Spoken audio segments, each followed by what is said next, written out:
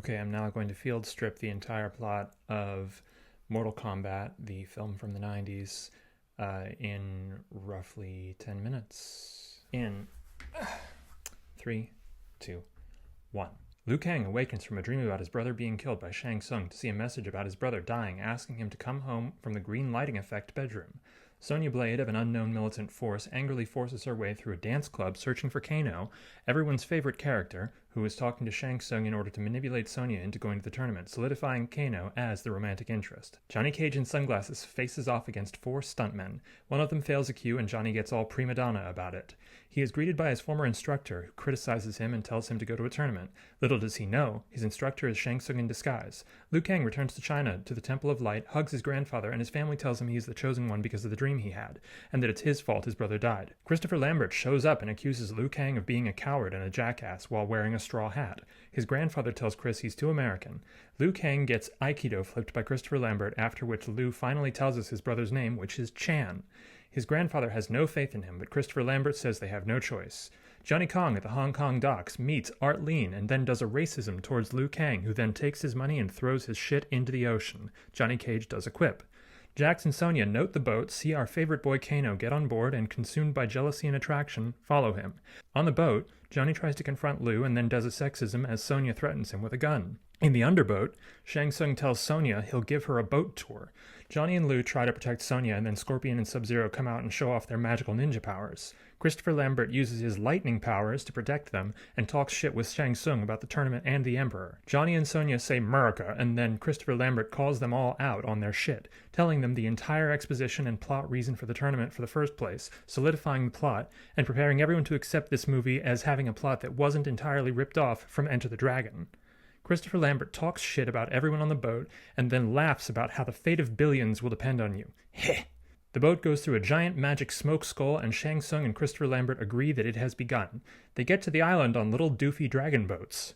Johnny somehow still has too much luggage after Liu Kang threw it all into the ocean. They are in a cave. Johnny is American about it and does a quip. Liu Kang checks out Kitana's legs for a while. Reptile creeps on the boat. Reptile goes scree. A door opens and there is a feast. No sumo wrestlers or variety artists, though. Sorry. Kitana keeps giving Liu Kang the "I'm going to peg you" eyes. Shang Tsung's boys come in and do a Junbi, and then tells them to treasure these moments. And then his boys come and knock over all the food, and Sub-Zero murders a talented stuntman with a promising career in high kicking ahead of him. Flawless victory. Johnny quips in American. Liu chases Shang Tsung, but Johnny is American about it, and Liu judges him hard. Sonya chases her true love, Shang Tsung, while Kano and Goro make out over a table of turkey legs. Our 3 heroes argue about the nature of feminism and male privilege. Johnny, ever the voice of reason, gaslights Sonya as Goro plays shadow puppets. Kano and Goro flirt over some more turkey legs. Kano reflects on his family. Sonya eavesdrops. Goro comforts Kano, but warns him not to piss off his boyfriend, Shang Tsung. Goro talks about his princedom, being how he is a general and a prince. Kano tries to compare the two of them to each other. Shang Tsung comes in and sweet-talks Kano in a total power move over Goro. Shang Tsung reveals that he has a humiliation kink. He also explains that Kung Lao's descendant is Liu Kang and warns Goro that Princess Kitana is going to peg Liu Kang. Shang Tsung explains his personal boundaries and Goro comforts him. Our eavesdropping heroes get lost in the back rooms of Hellraiser 2's Labyrinth, and Liu Kang gets horny for Kitana, chasing her through the blue lighting effects, and finds an invisible lizard man who spits on him. Hot. Johnny then claims Kitana went down a hallway that has spiderwebs in it, and Sonya says that Johnny is stupid, which he is. Test your might fight. Our heroes fight some stuntmen who are using some flashy high kicks that Sonya can't seem to stick her landings from, and Sonya gloats. Christopher Lambert applauds them in a phenomenal shot with fire behind him, and reveals that there are a bunch more boys and then threatens them with his electrical powers. He then leads our heroes out of the fight room. He lectures them about overconfidence and establishes more setting and plot. It is now daytime. An unnamed hot guy who makes tiger noises with long hair fights Liu Kang with sticks in a sand circle. Shang Tsung looks on from a chair covered in fake peacock feathers. Liu Kang wins. Shang Tsung takes the guy's soul and says the video game words. We see a shot of Sonya Blade's not very good form and stances. Kano appears and says the famous line. His shaved chest looks like a triangle. He is, of course, not wearing a shirt. He does the Australian knife bit. He then says the Batman line about cutting faces. Sonya fails to rechamber, loses her balance, drops her guard, and falls over after throwing spinning hook kicks badly. Kano kicks her in the ribs and she kills him with a handstand. Meanwhile, in a forest, Scorpion does a guitar solo with Johnny Cage. Cage is impressed, but Scorpion wants to talk to the hand. Snake Rope is hungry. Johnny Cage makes Snake Rope get tangled in order to win. Scorpion does another guitar solo, but Snake Rope gets stuck in a tree. Johnny does his fancy move, but Scorpion takes him to red and yellow lighting zone with ladders and spider webs and then plays some sick guitar riffs. Johnny is impressed so much that he falls over. Scorpion does some cool guitar effects while Johnny does gymnastics. Johnny meets Scorpion's ex-girlfriends. Scorpion performs a face-melting solo. Johnny spins around a lot and Scorpion is so embarrassed that he explodes into pieces. So Johnny gives him an autograph for some reason. Liu Kang and Kitana meet on a beach to talk about their kinks and boundaries in a healthy and adult fashion. Someone plays the flute. Kitana needs him to be emotionally available. Liu asks why. Kitana wants him to do water sports, but he doesn't understand what it is. She then tells him to remember her words while she is very physically close to him. Shang Tsung breaks it up awkwardly. Back in the blue zone, with a demon on the floor, Christopher Lambert leaves his water behind. There are statues that look like the monsters from the Dark Crystal. Sub-Zero does a really deep horse stance and he and Liu cover way too much ground for a typical sparring match. Sub-Zero does flips. He lays on the floor, presenting. He gives Liu an icy stare as he summons all of his submissive energy into his belly button, growing his cold zone. Princess Kitana does her mental powers to make Liu realize that water sports are what Sub-Zero really needs. Sub-Zero gets penetrated and freezes up from the intensity. Shang Tsung tells Goro he's had the flag set to unlock him as a playable character. Then there's a massive falling down competition. Goro farts... Goro fights Art Lean, whose kung fu is not... Okay. This is hard. Goro fights Art Lean, whose kung fu is not strong enough for Goro's four-armed practical effects. Our heroes encourage him badly. Video game theme plays. Goro yells a lot. Art Lean realized his mistake as Goro hits him with crazy overdrive guitar with quite a lot of echo and reverb. Shang Tsung says the video game line, "Finish him." Goro kills him inelegantly. The video game theme plays some more as Goro presents his prize to Shang Tsung, who is satisfied and says flawless victory as he sucks Art Lean into his eyeball, which we have never seen him do before.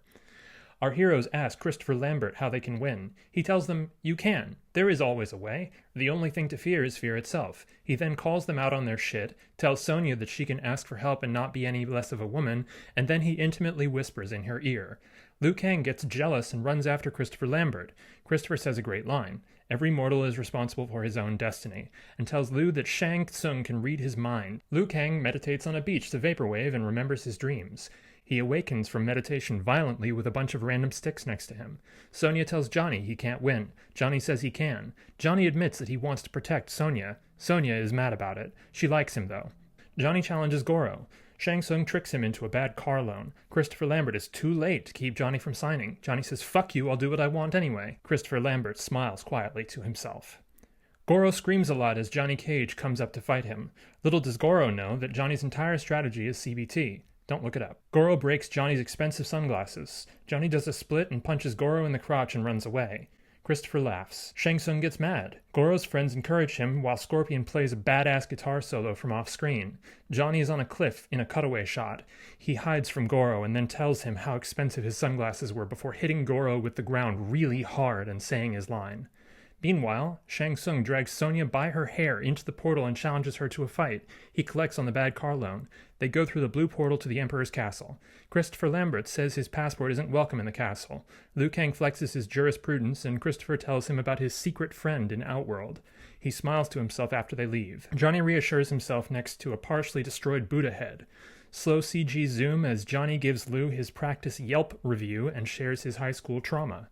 They hear a noise. Liu sneaks up on Reptile and pulls him out of the wall before throwing him into a body that eats him. And then the video game announcer says Reptile, as Reptile is unlocked as a playable character. Finally. Liu fights Reptile on an abandoned set that they had considered using for the other scenes, but abandoned because it was way too small. Reptile kicks a lot, throws Liu, and then hisses before flexing snake style. Liu does a handstand and falls over. Reptile spins around a lot. Liu drops his guard, jumps off a wall, and then does a wire stunt to look like the bicycle kick finisher. It looks so silly that Reptile goes out of character and turns into a bunch of bugs for some reason, and Liu steps on him while doing a bad Bruce Lee impression. Kitana praises him and invites him to come with her. Hot. She tells him about climate change and how the Emperor is bad at environmentalism and Shang Tsung is Captain Pollution. She reaffirms him that she likes him and tells him the secret to finishing the film. Then there's a crazy CG shot. Sonya is weirdly wearing other clothes now, looking kind of like Xena tied to the wall of the dragon floor room. Monks walk into the chamber for some reason. Apparently this happens. Her hair is down and frizzy. He tells her he's impressed. She tells him to go to hell. He talks about the Emperor and then her friends reveal they were monks. Kitana does jurisprudence. Sonya smiles. Kitana makes arguments. Shang Tsung threatens Johnny. Liu threatens Shang Tsung and says he is descended from Kung Lao, which, sure. Johnny Cage admires Sonya's fashion as Shang Tsung performs a hand-on-fist bow and Liu Kang gives a traditional hand-in-fist. Test Your Might plays as Liu fights with no shirt. Shang Tsung bleeds and turns off the music, calling Liu a fool. He makes a face and Kitana repeats lines again. Boys pop out of the ground from multiple theoretic eras, including a cool samurai who survives the longest, but as soon as Liu throws a spinning hook kick, dies almost immediately.